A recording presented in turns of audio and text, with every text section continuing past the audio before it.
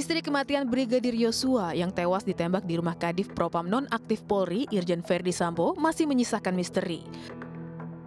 Rangkaian penyidikan dilakukan hingga satu persatu rekayasa kasus terbongkar. Dari pengakuan tersangka Irjen Verdi Sambo kepada Komnas HAM, komunikasi antara Irjen Verdi Sambo dan istrinya disebut mempengaruhi peristiwa pembunuhan.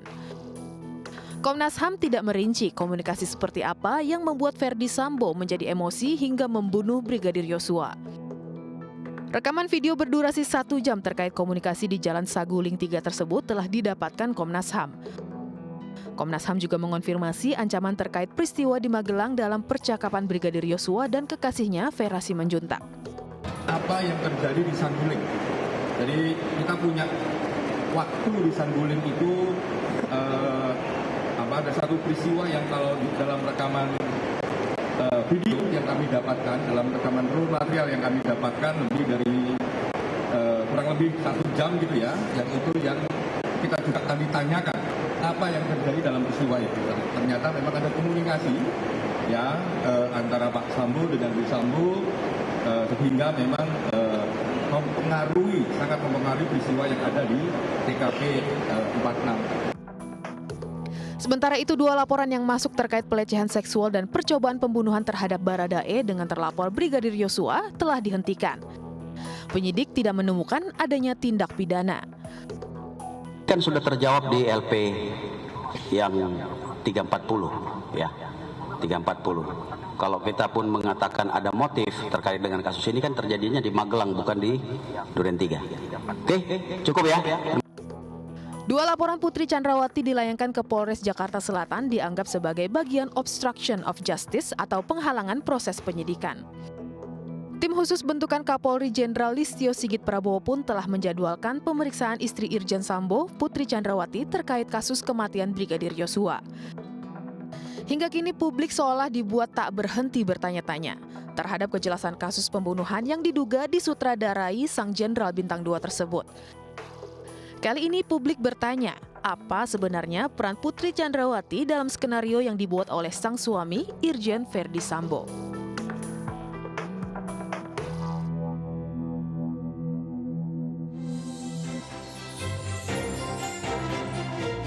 Halo, selamat malam pemirsa. Satu persatu skenario pembunuhan Brigadir Nofriansyah Yosua Huta Barat atau Brigadir J terbongkar oleh tim khusus bentukan Kapolri Jenderal Listio Sigit Prabowo. Irjen Verdi Sambo sendiri telah mengakui bahwa dirinya yang menciptakan kebohongan-kebohongan itu yang diakui dalam rangka menjaga marwah keluarganya. Namun sekarang perhatian tertuju pada istri Irjen Sambo, Putri Chandrawati.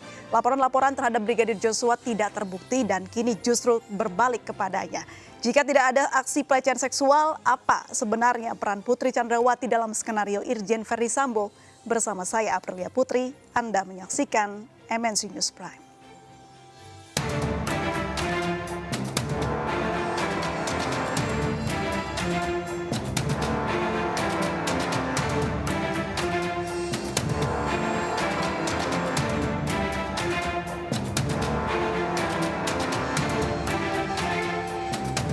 Pemirsa, LPSK menolak permohonan perlindungan Putri Chandrawati istri Verdi Sambo. Penolakan ini berdasar pada kasus pelecehan yang dihentikan oleh Barreskrim Mabes Polri.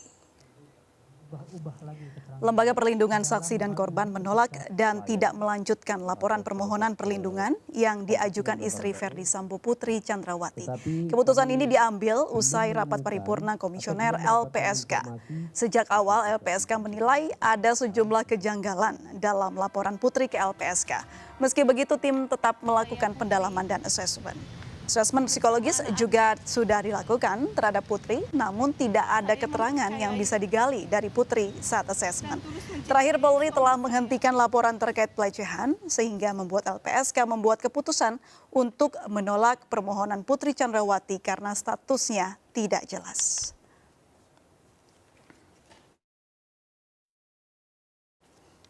Sementara itu, pemirsa, tim kuasa hukum Brigadir J akan melaporkan balik istri Irjen Sambo, Putri Chandrawati, soal dugaan laporan palsu. Hal ini dipicu oleh keputusan penyidik yang menganggap laporan itu sebagai bahan dari upaya menghalangi penyidikan. Pengacara keluarga Brigadir J, Kamarudin Simanjuntak, mengatakan pihaknya masih menyusun surat kuasa untuk membuat laporan ini dan meminta persetujuan dari keluarga Brigadir J. Namun Kamarudin belum tahu pasti kapan pelaporan akan dilayangkan. Ia menyebut kuasanya sebagai pengacara baru sebatas pelaporan terkait pembunuhan berencana kemarin. Jika laporan ini jadi dilayangkan, maka Putri Chandrawati bisa dikenai pasal 317 dan 318 KUHP terkait pelaporan palsu serta pelanggaran Undang-Undang ITE karena sudah menyebarkan informasi bohong.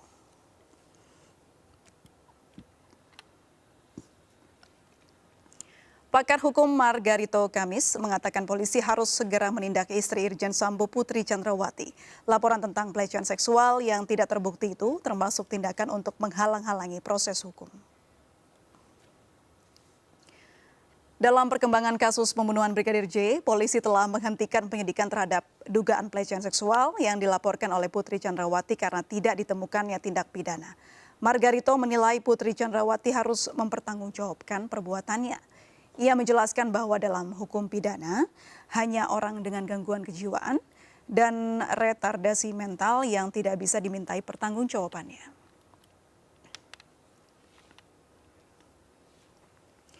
Ya, pemirsa, laporan pelecehan seksual oleh Putri Chandrawati Sambo di Polres Metro Jakarta Selatan disebut polisi sebagai bagian dari rangkaian skenario palsu buatan Irjen Verdi Sambo.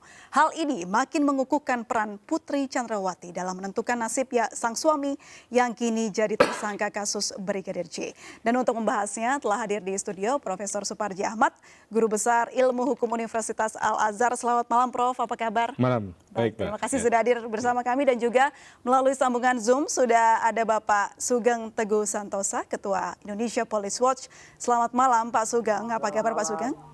Ya, selamat malam. Baik, saya ingin ke Pak Sugeng terlebih dahulu. Pak Sugeng, dengan sudah ditetapkannya tersangka dan juga tidak dilanjutkannya lagi kasus kekerasan seksual oleh Barreskrim, apa peran Putri saat ini Pak? Dengan dihentikannya penyidikan, alasan penghentian penyidikan adalah tidak ditemukan tindak pidana atau tidak ada tindak pidana. Artinya kalau tidak ada tindak pidana, tidak ada perbuatan yang dilakukan ya, atau yang disampaikan adanya pelecehan itu sebetulnya tidak ada.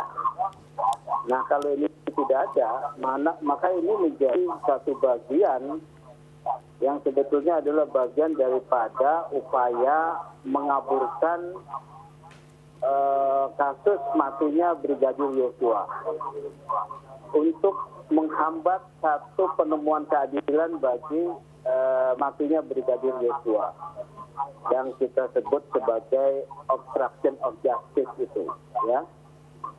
Oleh karena itu buat keluarga terbuka kemungkinan saya katakan untuk kemudian memulihkan haknya melalui satu pelaporan pidana atau gugatan lain. Tetapi saya mau sampaikan juga bahwa harus dilihat hubungan Bu Putri dengan keluarga Kota Barat ini kan dulu baik ya.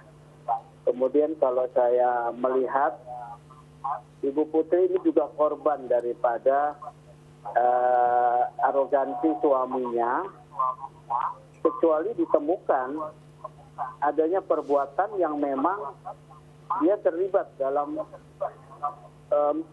upaya pembunuhan berencana tersebut, ya. Begitu, Mbak. Baik. Itu kalau tadi dari sudut pandang Pak Sugeng dari IPW, begitu kalau Pak Suparji sendiri melihat ini seperti apa Pak Suparji? Apakah dengan diberhentikannya kasus kekerasan seksual oleh Barreskrim ini memutuskan bagaimana Ibu Putri untuk menjadi atau berperan dalam kasus pembunuhan Brigadir Joshua? Ya, saya kira perannya paling tidak adalah sebagai saksi. Karena yang bersangkutan diduga kuat mengetahui, mengalami secara langsung dan mendengarkan secara langsung atas peristiwa tersebut. Artinya peran untuk diperiksa, peran untuk dipanggil dalam kapasitas sebagai saksi, saya kira memiliki kompetensi, memiliki kedudukan hukum. Jadi disitulah sebetulnya yang ditunggu oleh publik tentang keterangan yang bersangkutan. Persoalan tentang laporan pelecehan seksual yang dihentikan, saya kira adalah satu hal terkait dengan proses penyelidikan, di mana tidak ditemukan alat bukti yang menunjukkan adanya peristiwa pidana. Dengan demikian menyebabkan itu dihentikan. Namun pada sisi yang lain adalah apakah itu sebagai sebuah pagar untuk kemudian tidak dipanggil sebagai saksi pelapor. Saya kira atau bukan dalam karena rangka Ibu itu. Putri, Pak Atau murni Suparji, karena memang peristiwa pidana tidak ada. Kita berpikir positif, tidak ada peristiwa pidana, sehingga kemudian dihentikan penyelidikannya. Tetapi tidak mengurangi kapasitas kehadiran yang bersangkutan untuk dipanggil dalam kapasitas memberikan kesaksian sebagai saksi atas peristiwa yang disangkakan kepada suaminya. Dalam hal ini adalah ada pembunuhan 338 dan pembunuhan berencana 340. Untuk konstruksi 340 inilah yang sebetulnya yang sangat pelik. Karena apa? Karena ada perencanaan sebelumnya, ada persiapan sebelumnya, ada jangka waktu sebelumnya untuk adanya tindakan pembunuhan tersebut. Itu. Baik, seharusnya berarti Ibu Putri sudah dijadikan saksi untuk memberikan keterangan. Ya, terlepas dari saksi itu ya. Terlepas dari kondisinya saat ini yang disebutkan tidak dalam kondisi yang fit ya, untuk... memang kalau hukum acaranya pemeriksaan kepada siapapun termasuk saksi harus ditanyakan apakah sehat jasmani dan sehat rohani. Maka disitulah kemudian pemeriksaan dapat dilakukan. Namun demikian tentunya kan itu harus secara faktual, apakah memang ada tim medis yang independen yang memberikan keterangan secara terang benderang bahwa yang bersangkutan ada halangan secara fisik dan secara psikis. Berbeda dalam konteksnya pertanggungjawaban pidana, di mana kita mengenal asas dualistis, ada pemisahan perbuatan pidana dan pertanggungjawaban pidana. Tidak setiap orang yang melakukan tindak pidana harus berkonsekuensi adanya pertanggungjawaban pidana. Harus dilihat apakah ada alasan penghapus pidana berupa alasan pembenar, faktor-faktor eksternal yang menyebabkan dia melakukan tindak pidana itu, atau alasan pemaaf, faktor-faktor internal yang menyebabkan dia melakukan tindak pidana tadi itu. Itu beda dalam konteks pertanggungjawaban pidana. Tetapi dalam kapasitas saksi, saya kira tidak ada sebuah halangan itu. Baik, saya kembali ke Pak Sugeng. Pak Sugeng, dengan bagaimana Ibu Putri ini hingga saat ini belum diperiksa. Nah, apakah memang karena faktor kesehatan beliau atau mungkin belum dilakukannya kesehatan atau tes kesehatan yang seperti dikatakan oleh Pak Suparji tadi? Saya tidak tahu ya, saya tidak tahu. Itu kan adalah kewenangan daripada penyidik ya. Akan tetapi satu hal, orang untuk bisa memberikan keterangan itu harus dalam keadaan sehat, jasmani dan rohani. Karena ketika dia tidak dalam kondisi siap secara jasmani dan rohani, maka keterangannya bisa tidak bisa dia bisa menolak ya, atau keterangannya itu tidak bisa dipertanggungjawabkan ya, apalagi dia dalam kondisi tekanan psikologis yang besar yang saat ini dialami ya.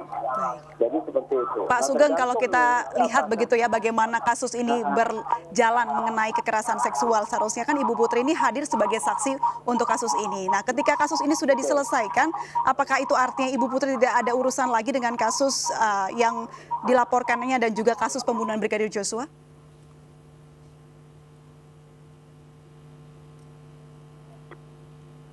Baik. Ya, dia masih sebagai subjek hukum. Sebagai subjek hukum dia bisa diberi buatannya tadi yang melaporkan. Ya, ternyata tidak ada tindak pidananya sebetulnya, kan artinya bohong ya. Itu tersedia pasal 220, pasal 317 ya. Itu tersedia yang bisa dilaporkan oleh pihak keluarga dari Brigadir Joshua. Berarti harus ada pelaporan terlebih dahulu ya, Pak Sugeng? Betul, iya, ya. Jadi ada pelaporan dari pihak keluarga almarhum Brigadir Joshua. Dari orang tuanya bisa melalui kuasa hukumnya, ya. Jika tidak ada pelaporan, apakah ada cara lain atau mungkin ada pasal lain yang bisa membuat otomatis begitu Ibu Putri ini bisa hadir sebagai saksi atau mungkin memberikan keterangan? Harus dilihat ya, pasal 220 itu boleh ditanya sama Pak ahli pidana ini delik material apa dia itu delik yang hanya bisa diajukan oleh pihak yang dirugikan, ya. Itu coba ditanyakan. Tapi kalau misalnya menurut saya di sana ada hak dari keluarga Yosua untuk melaporkan, ya.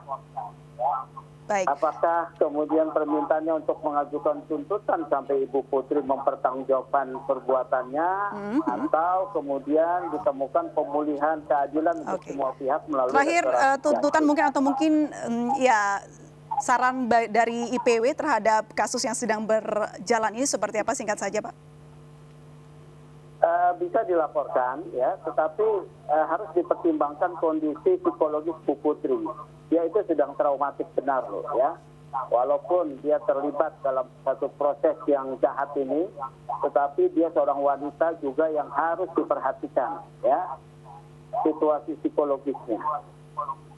Baik. Itu aja. Pak Sugeng Teguh Santosa, terima kasih banyak Ketua Indonesia Police Watch sudah berbincang bersama kami di MNC Prime. Selamat malam Bapak. Baik, kita akan kembali usai jeda berikut ini, tetap bersama kami pemirsa di MNC News.